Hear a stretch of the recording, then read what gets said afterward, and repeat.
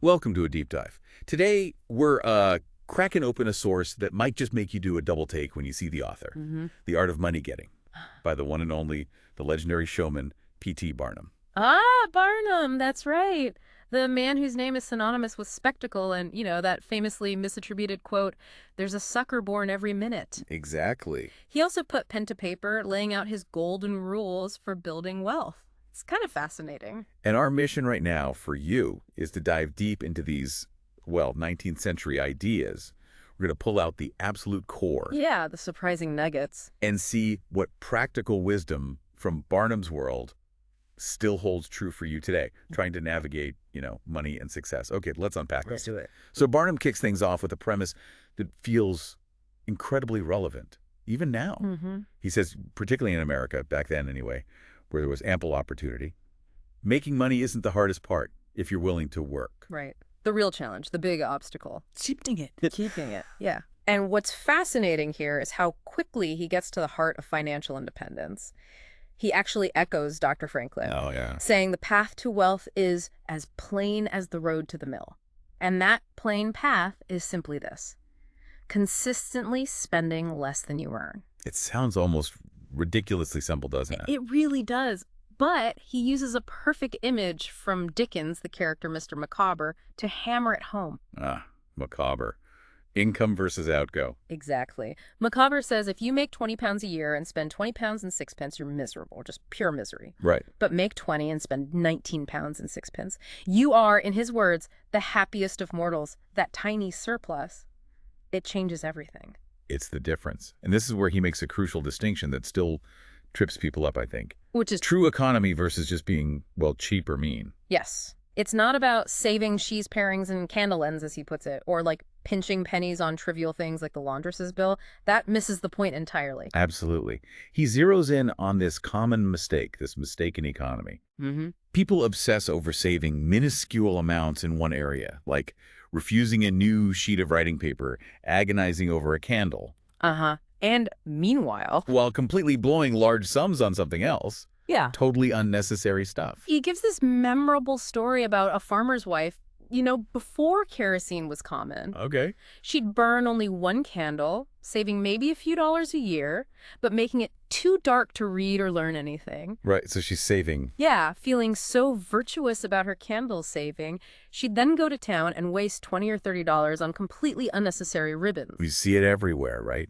Businessman saving paper scraps but splurging on carriages and fancy parties. Exactly. It's exactly what Dr. Franklin called saving at the spigot and wasting at the bunghole, or being penny wise and pound foolish. Classic sayings. Barnum even mentions a classic cartoon, showing a guy who buys a 1 penny herring and then hires a luxurious coach and for like a huge fancy carriage just to take it home. Oh, come on. That kind of economy, Barnum insists, is just a guaranteed path to staying broke. So for Barnum, true economy is just unwavering. Unwavering. Ensure your income always, always exceeds your outgo. Period. Full stop. It might mean wearing older clothes, skipping the latest gadgets, mending things, eating more simply, whatever it takes. The goal is always that positive gap, that margin in your favor. That's it. And he offers a really practical recipe for anyone caught in this trap of, extravagance or mistaken economy. What's that? Keep a detailed expenditure book. Divide everything you spend into 2 columns. Necessaries, comforts, and luxuries. Okay. The breakdown. Yeah. And he bets you'll quickly see that if you're not getting ahead, your luxuries column isn't just bigger. It's probably way bigger. It's often double, triple, or even 10 times what you spend on actual needs. It's a real eye-opener. Okay, this raises the question, though. If it's so simple, why is it so incredibly hard for people to actually do it, to live below their means? Well, Barnum, pulling from Franklin again, has an answer. He says, it is the eyes of others and not our own eyes which ruin us. So it's about appearances. It's the crippling fear of what Mrs. Grundy may say, basically, worrying incessantly about how your neighbors or society judge your appearance and status. The original Keeping Up with the Joneses. Totally. He paints a clear picture. A man earning a modest income, maybe $1,000 a year back then, trying desperately to appear as good as his neighbor making $50,000. So he hires a fancy horse and buggy for show. While his family suffers behind closed doors. Exactly. Forcing his family to live in real deprivation behind the facade just to maintain appearances, Or the story of Mrs. Smith, who had to buy an imitation shawl. Just to feel equal in church. Just to sit next to a richer neighbor in church and feel equal. It's vanity and envy. And Barnum argues those are huge roadblocks to progress. It is infinitely wiser, he says, to be a law unto ourselves. Decide your spending based solely on your income and make saving a non-negotiable priority. Don't worry about Mrs. Grundy. No, he's realistic. He admits cutting expenses, especially if you're used to a certain lifestyle, smaller home, less stuff, fewer parties, maybe letting go of staff. Yeah, that feels like a real sacrifice at first. It's hard. But he introduces a surprising counterpoint. The genuine pleasure of saving. Pleasure in saving. Yeah, the quiet satisfaction of building a nest egg, adding to that little pile. Yeah. He suggests that simple pleasures, a glass of water, is just as refreshing as champagne, maybe. A walk is more invigorating than a carriage ride. Time with family is more comforting than an expensive party. These often bring more actual happiness and less stress than high expenditure. That's a powerful point. He observes that prosperity, especially sudden wealth, is often a much tougher test of character than hardship. Easy come, easy go. It's a true saying, and he says pride and vanity are the undying cankerworm that just eats away at what you've built. And the anecdote that perfectly illustrates this domino effect. It's the one about the $30,000 sofa. Have you heard this? The sofa, tell me. Okay, so a gentleman's wife had to have this one incredibly elegant sofa. Just had to have it. Barnum says that single sofa ended up costing them $30,000. $30,000 for a sofa? How? Because the sofa demanded matching chairs, then sideboards, then carpets. All that required a bigger house to put it in. Oh, I see where this is going. A bigger house needed more servants, expensive upkeep, carriages. Suddenly, their comfortable life on a few $100s a year ballooned into an $11,000 annual outlay. Wow. Putting them in a tight pinch, as he says, all starting with one luxury sofa. It's a cautionary tale. Definitely. Okay, so the absolute bedrock is earning more than you spend and understanding true economy. Got it. But Barnum doesn't stop at just money habits. Yeah. He talks about fundamental elements for success in life. Right. Beyond just the cash flow. And number one on his list is something pretty timeless. Good health. Ah, yes. Foundational. He calls it the absolute foundation of all success and happiness. Without it, a sick person lacks ambition, drive, the force to make things happen. It all starts there. And what's striking is his emphasis on understanding the laws of nature regarding health. He says violating these laws, even if you're ignorant of them, brings a penalty. Like touching a flame. Exactly, just like a child touching a flame.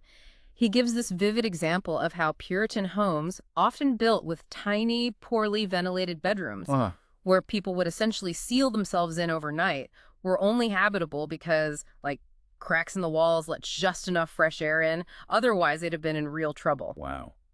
He also takes a very strong stance against what he calls unnatural appetites, particularly tobacco. Oh, he really goes after tobacco. Seems personal. Yeah, he spares no words, calls it expensive, useless, injurious, talks about trembling hands, heart palpitations, the terrible example it sets. He notes how the craving for the tobacco, chewing tobacco can become stronger than the desire for food itself. That's intense. Yeah, dulling the palate so you can't even enjoy the taste of something simple and good like fruit. And he applies all of this criticism, basically tenfold, to intoxicating drinks. Right, alcohol. He insists that getting ahead financially requires a clear, sharp mind. Careful reflection, forethought. Makes sense. Intoxicating drinks, on the other hand, they just muddy the brain, completely warp judgment. Lead to bad decisions. Totally. Missed opportunities, that social glass that makes you late. Foolish bargains, a little nervine to close a deal, he calls it. Nervine. Like liquid courage. Something like that, yeah. Just general laziness and indecision. He's blunt about it. He quotes wine as a mocker. He does. And says its destructive power on a businessman is comparable to opium smoking.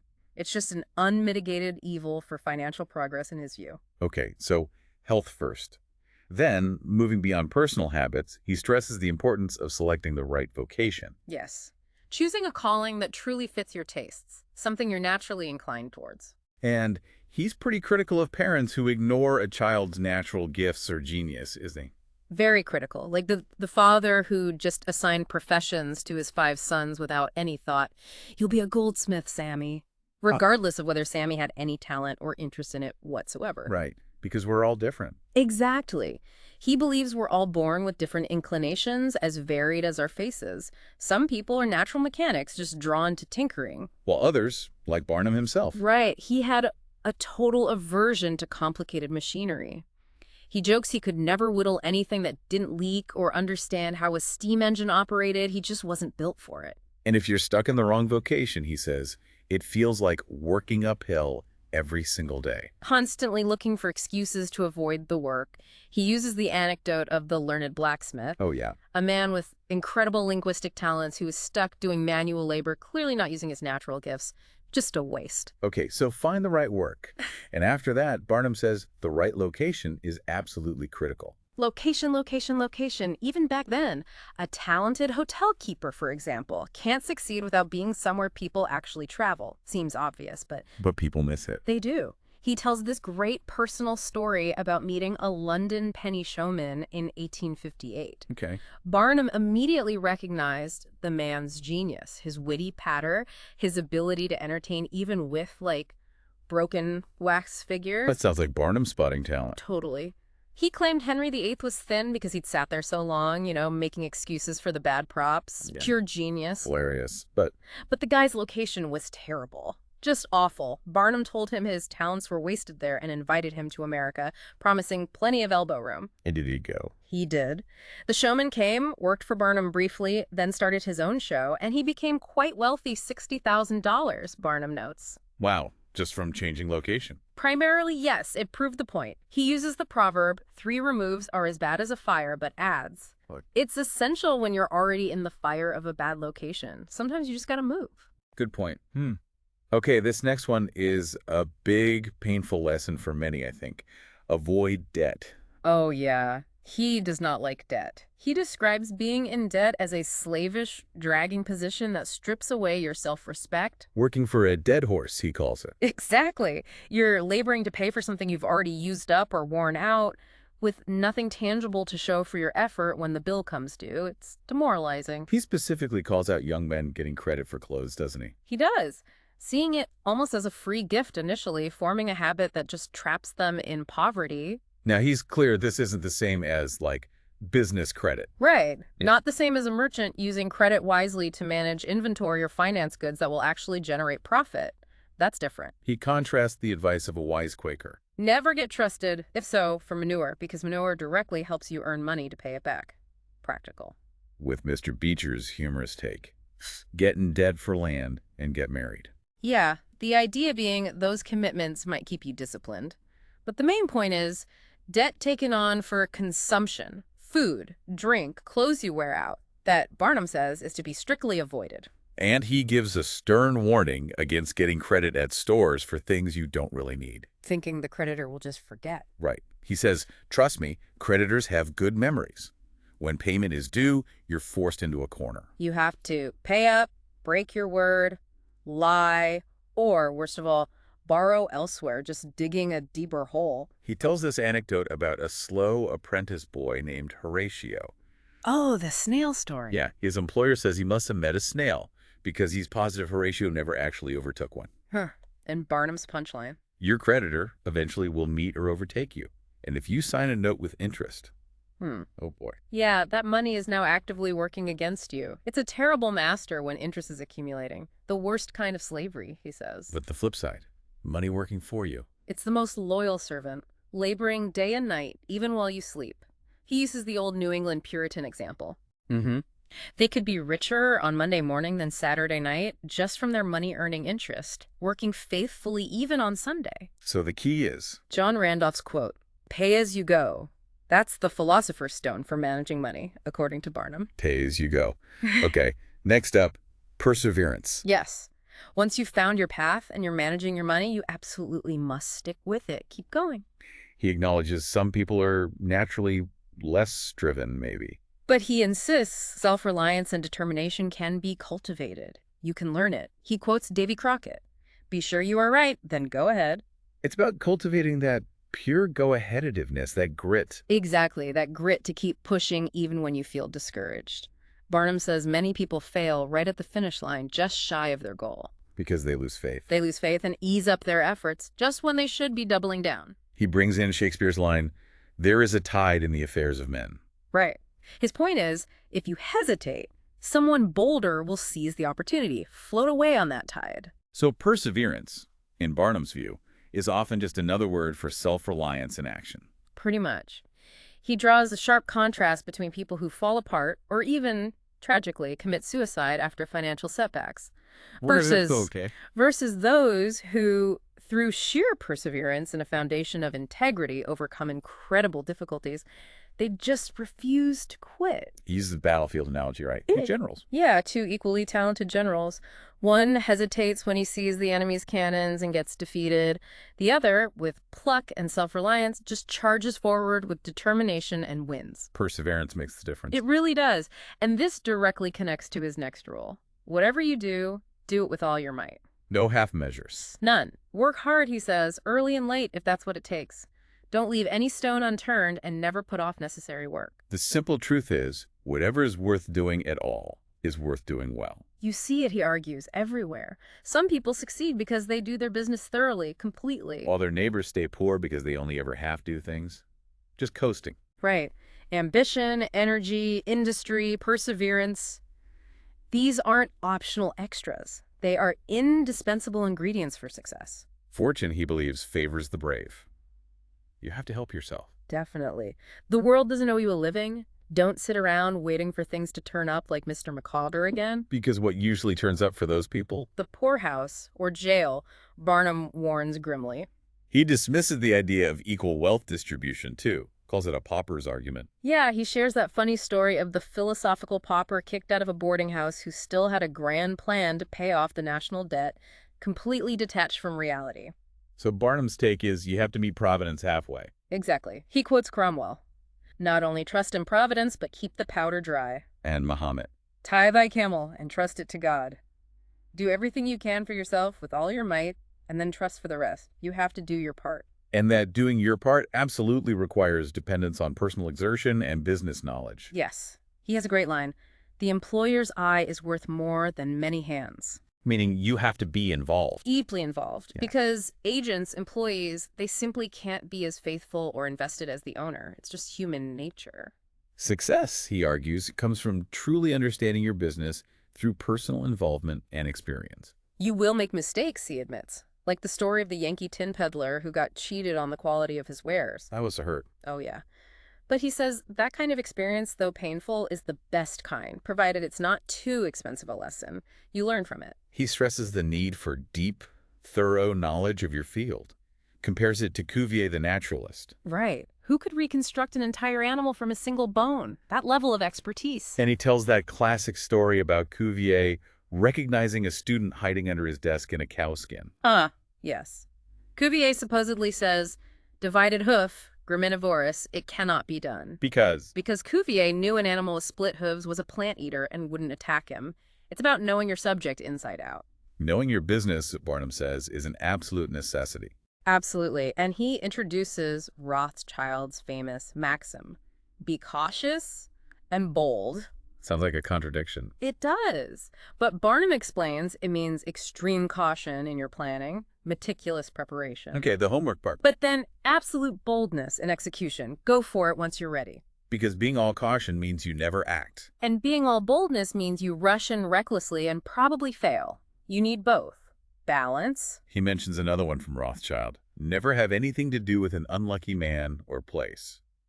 That sounds a bit superstitious. Well, Barnum interprets it differently, not as some mystical idea of fate, but that consistent unluck or failure usually points to some fundamental underlying fault. Ah, so it's a pattern to watch out for. Exactly. A fault in their methods, their judgment, something you need to recognize and avoid getting involved with. Because Barnum firmly believes there's no real such thing as luck. Not in the long run. Like causes produce like effects. Success comes from applying proper methods consistently. If someone isn't succeeding, there are concrete reasons, even if they can't see them themselves. Okay. When it comes to building your team, your living tools, as he calls them. Yeah, his advice is use the best tools. Hire the best employees you can find. And crucially, keep them if they're good. Yes. If you find a good, capable employee, keep them. They gain experience, learn your business, and become more valuable over time. That experience is gold. He touches on the challenge of, like, indispensable employees who start demanding crazy raises. Right. Barnum's strategy, which might sound a bit harsh today, is to be prepared to discharge them. Why?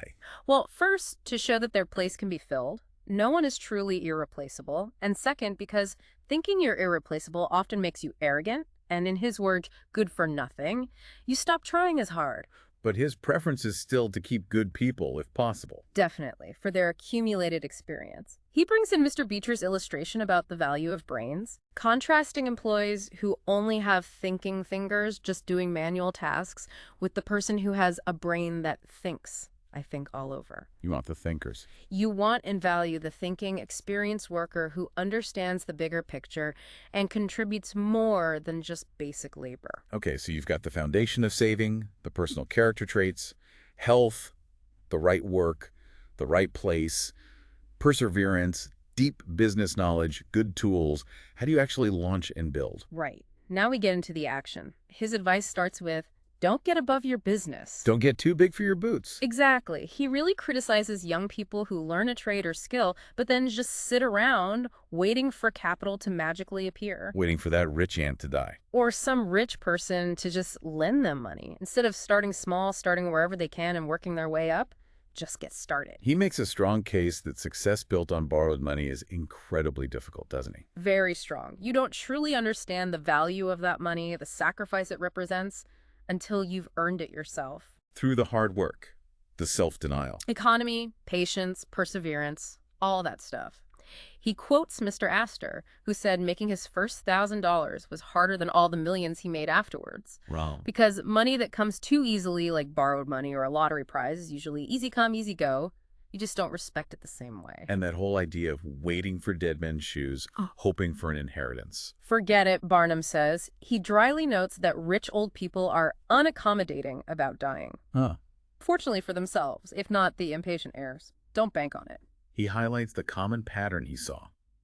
Most of America's richest men in his era started as poor boys. They did. They had little but determined wills, industry, perseverance, economy, good habits.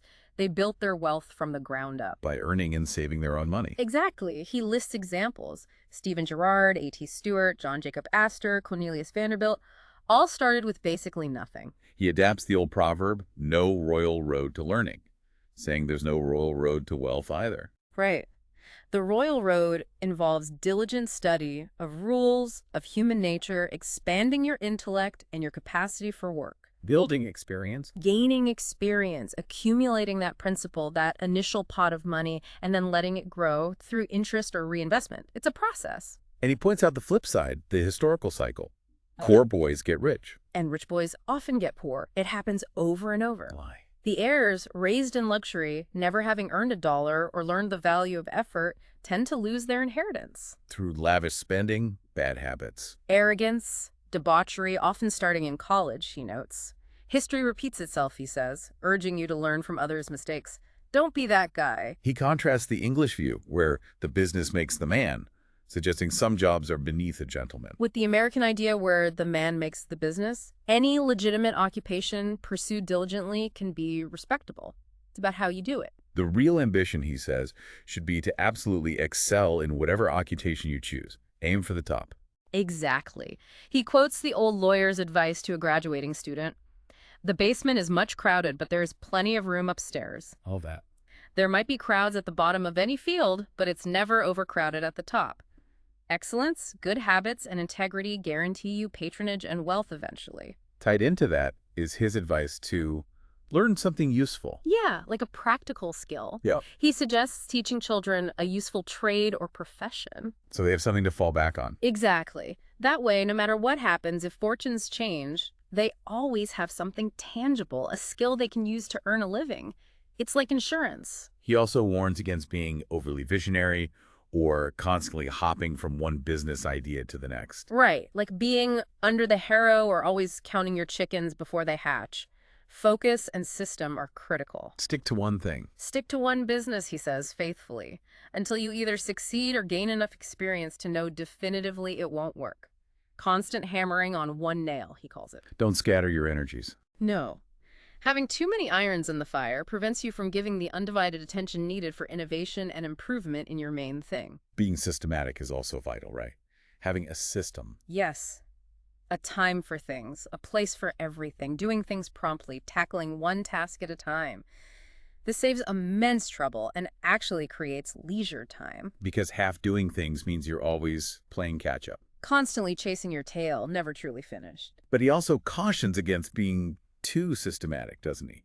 To the point of absurdity. He does, like putting things away so carefully you can never find them again, or getting caught up in pointless red tape. He tells the story of the Astor House waiter. Oh, the soup and fish story, yeah. The waiter whose system was so rigid he wouldn't let a guest have their fish course until they had completely finished their soup. Even if the guest didn't want the soup. Right. That's taking system too far, Barnum says. Use common sense. He's also a strong advocate for staying informed. Stay informed. Absolutely. He says you must read a trustworthy newspaper. Without it, he argues, you're cut off from his species. It's cut off from the world. Yeah. Unaware of global events, new inventions, improvements in your field, your business will quickly fall behind if you're not paying attention. He notes how men who succeed in their legitimate businesses often lose it all later in life. How? Several ways. Intemperance, gambling, bad habits, or engaging in outside operations they don't actually understand. Speculation. So they get successful in one thing. Yeah, and then they get flattered about their luck, forgetting their initial success came from careful economy, honesty, and focusing on the business they knew inside out. They start listening to siren voices. Exactly, luring them into speculative ventures outside their expertise, things they know nothing about. He uses the Samson analogy here, right? He does. Stepping outside your known legitimate business is like Samson having his hair cut off. Your strength, your advantage, just drains away. So stick to what you know. Pretty much.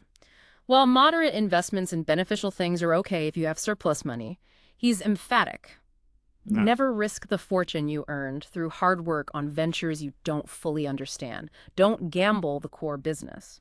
Okay, this next one is a rule he feels incredibly strongly about. Avoid endorsing. Signing for someone else's debt. Oh, he hates this. He says you should absolutely never endorse a note or be security for a friend unless you can afford to lose the entire amount without financial hardship. And without demanding security from the friend. Like, be prepared to just give the money away if it goes bad. Exactly, because he describes the typical painful scenario. What happens? You accommodate a friend by endorsing a note without security. This makes money too easy for your friend. Uh-oh. Perhaps tempting him into risky speculations outside his normal business. He succeeds once, maybe, so you endorse again. He asks repeatedly. It becomes a habit. Yeah. Eventually, one of his ventures fails. He's secretive about it. You keep endorsing, maybe out of obligation now, and it becomes a chronic problem. Until the friend defaults completely. And you, the endorser, lose everything you put up. Your house, your savings, everything. And he makes the insightful point that you didn't just risk yourself. No, you actually ruined him too by enabling him to get money too easily. You let him go beyond the length of his tether, taking on risks he shouldn't have. Money obtained too easily is dangerous. For everyone involved. He brings in the proverb from Solomon. He that hateth shreddiship is sure. Basically, avoid co-signing. And he reiterates that young men need to learn the hard value of money by earning it themselves. Through hard knocks and sacrifice. Before getting help to start a business, money that comes too easily, again, doesn't lead to appreciation or sound financial habits. You have to feel the effort. Okay. Now, for the showman himself, this is probably his most famous section. Advertise your business. You knew this was coming. Yeah. He says absolutely everyone who deals with the public in any way must advertise. But there's a big but, isn't there? Yes, and this is crucial for Barnum. Your article, your goods or service, must be valuable, genuine, and satisfy the customer. Advertising alone isn't enough. You need substance. If you have something good, you have to let the public know about it. Absolutely. Otherwise, nobody knows you exist and you'll never get business. Newspapers, he says, are a key channel, reaching thousands while you're busy or even sleeping. He uses a simple analogy. Advertising is like farming. So then reap. You have to sow the seeds advertised before you can possibly reap the harvest, get customers. Makes sense. But he gives a sharp warning. Never advertise something fake or spurious. Don't lie. You might trick people once, but they'll feel cheated, they'll denounce you as an imposter, and your business will fail spectacularly. He argues the public is smarter than many people assume. Yeah, they want real value, and they will come back where they find it.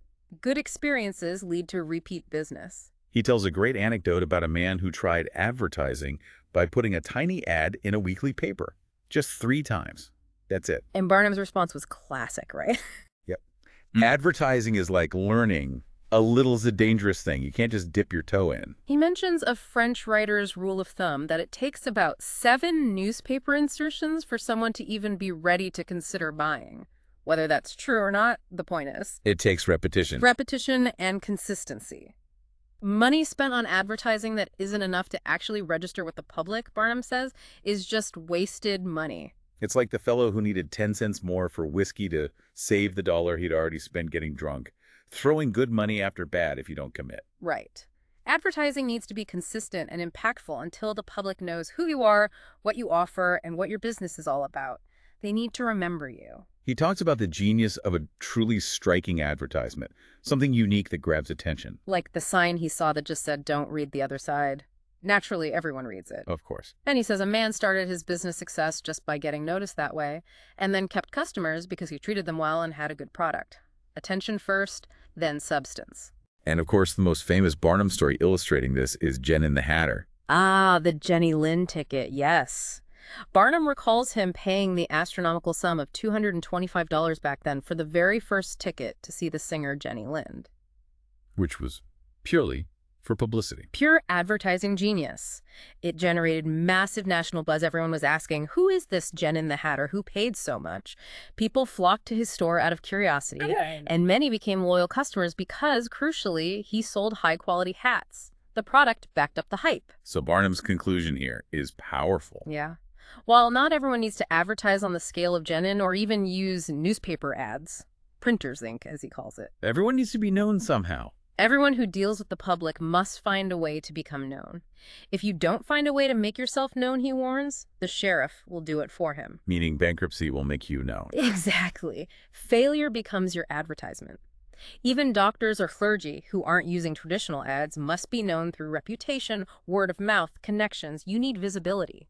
And finally, perhaps the simplest but most vital rule for dealing with the public.